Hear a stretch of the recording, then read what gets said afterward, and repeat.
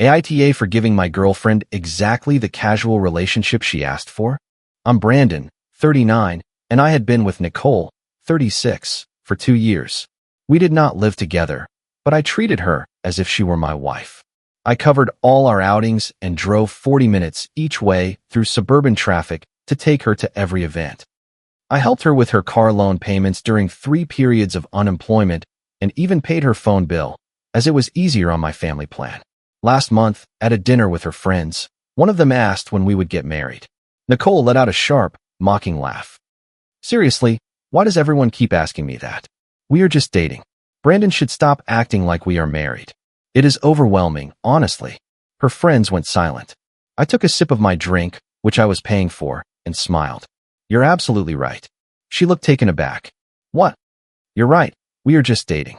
I have been overcomplicating things. She smiled and touched my arm. See?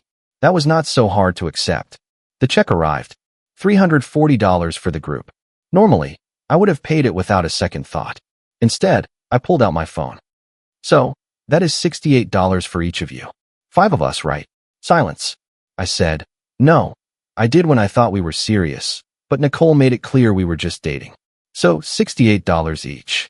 Nicole blushed. Honey, do not be weird. I am not. I am respecting your boundaries. You said I was overwhelming you by playing the husband role, so we had better not talk about it. She paid her share, and so did her friends. The ride home was quiet. That was a Thursday. On Friday morning, she texted me asking what time I would pick her up for her cousin's wedding that weekend. I am not going. You can either drive or carpool. I already declined the invitation. What, Brandon? I told them you would be there. That was when I thought we were serious. But we are just dating, right? Driving 3 hours each way for your family's wedding is very husband-like behavior. I am sure you understand. She called 15 times. I did not answer. I was busy updating my dating profile to look for something serious. On Saturday, while she was at the wedding, I went hiking with my friend Chris and posted a story of us at a scenic viewpoint. She saw it instantly and texted me, having fun without me? Yep, you were right. Casual feels amazing. Monday arrived. She called to ask for a ride to work because her car was having issues. I cannot help you. Maybe you could try that mechanic your ex recommended, the one you still talk to. Are you serious? As real as our casual relationship. She had to take an Uber, $40 each way. That night, she showed up at my house uninvited, using the key I had given her months ago. We need to talk about your behavior. I was cooking dinner. Chicken for one. What behavior? I am just following your lead. I did not mean this. What did you mean then? I just did not want the pressure. Everyone keeps asking me about marriage and kids, and I am not there yet. Great. Me neither. Not with someone I am just dating. So what? You are punishing me. Punishing? No. I am matching your level of commitment. You want casual? This is casual. She saw a notification from a dating app on my phone. Seriously? What is that? We are just dating. You never said we were exclusive. We have been together for 2 years. No, we have been casually dating for 2 years. There is a big difference, to you. In her frustration, she knocked over my coffee and stormed out. First update. The situation deteriorated quickly. Nicole launched a smear campaign, claiming I was being financially controlling by cutting her off. Her mother called me a manipulative jerk. Linda, your daughter told a group of people that we are just casually dating. I am acting accordingly. After 2 years, you know she has commitment issues from her father, and it is not my job to fix that with my bank account. She hung up. Then, Nicole's car actually broke down. A transmission problem. The repair estimate was $2,400. She called me, sobbing. Brandon, please, I cannot afford this. Have you asked someone you are in a serious relationship with? Stop being petty. I am not. I am being practical. I was spending about $2,000 a month on our casual dating. That is over now. $2,000?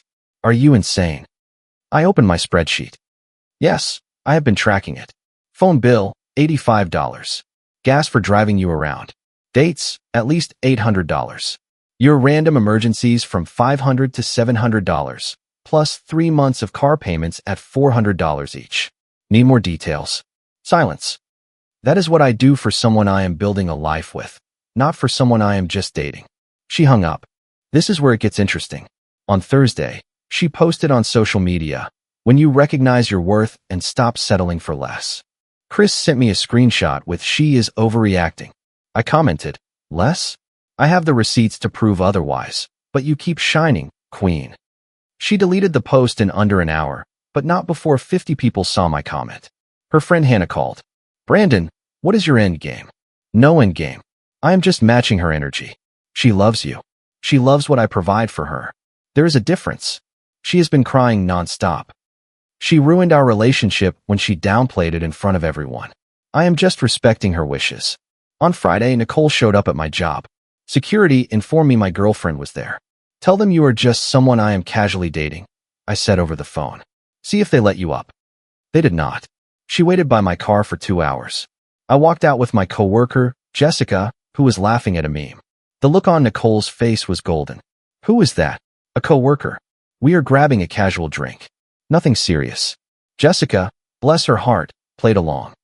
"Yep, super casual. Just friends," she said, winking at Nicole. We left Nicole standing in the parking garage. Jessica and I were just friends, but Nicole did not need to know that. Jessica found it hilarious and insisted on buying the first round for the laugh. Second update. Nicole went into overdrive. She started showing up everywhere. My gym at 6 in the morning, she hates mornings. The sports bar where I watch games, she detests sports. Even my boring work happy hours, which she used to call nerd gatherings. Each time, she had a new tactic. At the gym, she wore the workout clothes I had bought her last Christmas and tried to exercise next to me. I switched machines. She followed. I left. At the pub, she showed up with Hannah and 2 random guys, sitting 2 tables away, laughing loudly. I ignored them and had a pleasant chat with a woman at the bar about the game. Nicole accidentally spilled a drink as she walked by. The bartender banned her for 2 weeks. At happy hour, she came dressed in a stunning dress I had never seen, charming my colleagues with stories about our trips and favorite spots. My coworker, Eric, a real gem, said, "Wait, I thought you guys were just casually dating. Brandon said you made that crystal clear." She excused herself to the bathroom and never came back. Then came the financial wake-up call. Her roommate moved out, and she could not afford her apartment alone. She asked to stay with me temporarily. Why would I let someone I am casually dating move in with me? Because I am about to lose my place. You are about to be inconvenienced. There is a difference. Find a new roommate or a cheaper place. You have a 3-bedroom house all to yourself. Yes, and I love it. She called me heartless. I reminded her that heartless would be stringing someone along for 2 years, taking their money, and offering them girlfriend privileges with no commitment. I gave you boyfriend privileges. You gave what you wanted to give, just like I am doing now. It was then that Nicole made her biggest mistake. She contacted my ex, Kelly. Kelly and I broke up on good terms 5 years ago. We still send each other Christmas cards. She is married with twins. Nicole did not know this. Nicole told Kelly a sob story about my emotional manipulation and asked if I had done the same to her. Kelly called me, laughing hysterically. She thought I would take her side after she admitted you were just her bank account. Wait, what? Kelly sent me the messages. Nicole wrote, "He paid for everything, and now he is holding it over my head just because I said we were not married. How did you handle his control issues?" Kelly replied, "Control issues? Brandon was generous because he wanted a future with you. I broke up with him because I was not ready for marriage and felt bad taking advantage of his kindness. You do not seem to mind, though. Good luck with that." I posted a screenshot to my story with the caption, "When your ex respects you more than your current fling." Nicole went ballistic. She arrived at my house at 11 at night and started pounding on the door. "Take it down." "No, Brandon, please. Everyone is seeing it. My coworkers, my family. You should have thought of that before you dragged my ex into this. I was desperate. I love you. You love my bank account. There is a difference." "That is not true." "Fine, prove it. Date me without the financial support. Pay your own way. Drive yourself. Handle your own business. Do that for 6 months, and we will talk about getting serious." Her face said it all. "That is not fair.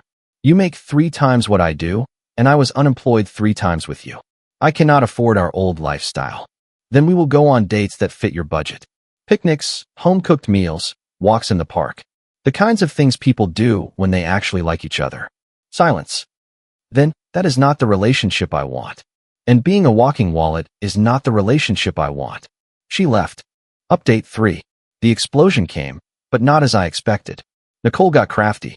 She found a rebound, a finance guy named Trevor, who drove a flashy car and had an obvious hair plug problem. She paraded him around all our old spots, posting stories of him whining and dining her with captions like, "This is how a real gentleman treats a woman." Chris sent me the screenshots. You seeing this? Yep. Good for her. You are not mad? Why would I be? She found another guy to fund her life. Predictable. What Nicole did not anticipate was Trevor being an even bigger player than she was. My coworker Jessica's sister, Brooke, matched with Trevor on the same app.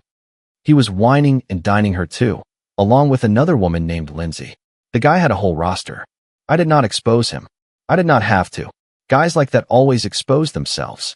2 weeks into their whirlwind romance, Nicole posted about their romantic getaway to a vineyard.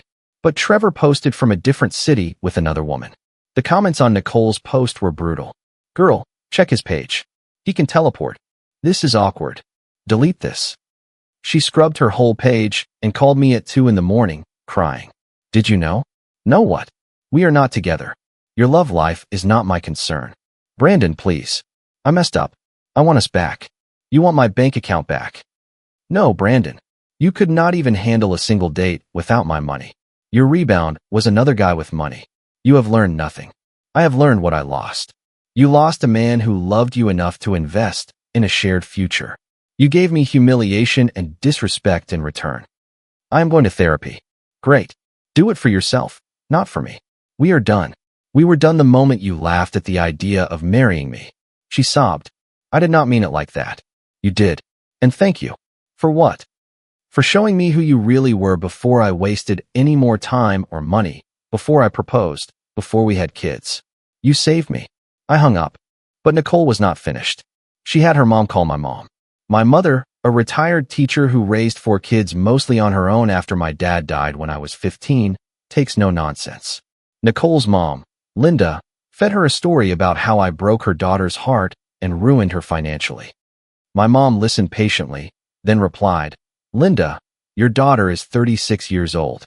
If she cannot support herself without my son's money, that is your failure as a parent, not his as a boyfriend. Brandon's father passed away when he was 15. Yet he put himself through college and built a career. What is Nicole's excuse?" Linda mumbled something about different circumstances. My mom continued, "Your daughter publicly embarrassed my son. She said he was smothering her by treating her well. Now she wants him back because the money has run out. I raised my children better than that." Then my mom called me. "Brandon, that woman's mother is so entitled. The apple does not fall far from the tree. You dodged a bullet, son." "Thanks, Mom. Your dad would be proud of how you handled this. Do not you dare take her back. I have no intention of it." Final update. It has been 1 month since that dinner. Here is the fallout. Nicole is still single. Trevor dropped her after the vineyard disaster. She posts quotes about self-worth and waiting for the right man. She started a GoFundMe page for her car repair. It has $47. Hannah donated $20. She moved back in with her mom. Linda posted about how kids always have a home, with a dozen heart emojis. The comments were a mix of pity from other moms and thinly veiled laughter from those in the know.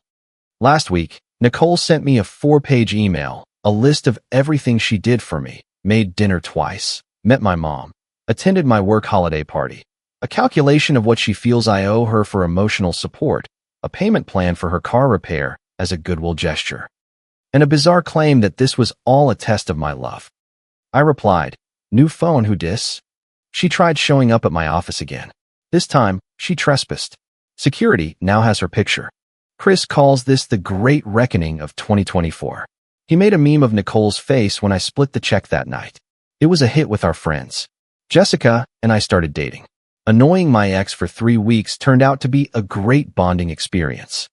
She pays for every other date, drives herself, and when her car battery died, she called roadside assistance, not me, though I did bring her a coffee because I am not a monster. When she stayed over, she saw my spreadsheet of Nicole's expenses. Yes, I left it open. She whistled. $24,000 a year. You were basically paying alimony to a girlfriend. Yep. Live and learn. For that, you could have leased a sports car. Or dated someone who actually liked you. She laughed. Well, I like you, and I will buy my own dinner. My mom adores Jessica. Nicole still sends messages from random numbers. The last one, you ruined my life. I really loved you. I did not reply, but I thought about it. I did not ruin her life. I exposed it. Her lifestyle was built on my money. When I removed that foundation, it all came crashing down. Not my problem anymore. Edit. For those asking, yes, I tracked everything. My accountant says some of the gifts might be tax deductible. Nice bonus. Second edit. For those who said I was too harsh, she mocked my commitment after 2 years of my full dedication. I gave her what she wanted. Play stupid games, win stupid prizes. Edit 3. Jessica says hi and wants everyone to know she covered our anniversary dinner last week. That is what equal partners do. Edit 4.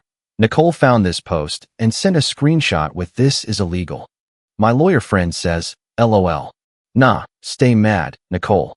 I am off to share a burger with my girlfriend. 50-50 like adults. Comment.